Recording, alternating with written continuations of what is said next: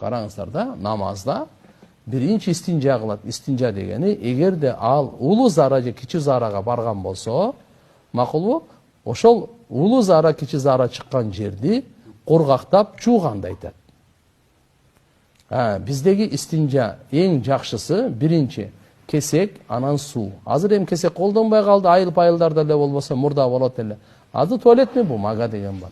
Ургатылат. Андан кийин суу менен. Мына.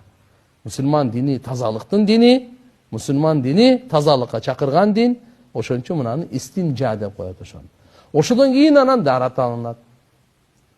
Эми дарат алдыңызбы? Уктап калса адам, же кусса, же бир жери канап кетсе, мейли же жел чыгып кетсе, эгерде улуу зары кичи зарага барбаса, кайра ажатканага барып, аны жууганын кажети жок.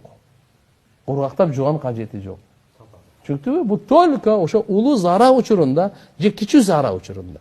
Улуу зара учурунда улуу зара чыккан жерди, кичи зара чыккан учурда кичи зара жер чыккан. Андай эмес, мисалы кичи зара жөн эмесе зарасы чыкты, анан бардыгын жууй турган жок. Мына жакты да жакшынакай карап коюш керек. Өзгөчө мына сууктарда этияттаныш керек. Анан жөн уктап турду, ажатканага баргысы келбейт, ушул жерден эле кол тарата алып намаз окуй берет, болду. Кээ бирлер жел чыкса деле ойлойт экен да, тияка барып жууп келиш керек экен деп. Андай эмес.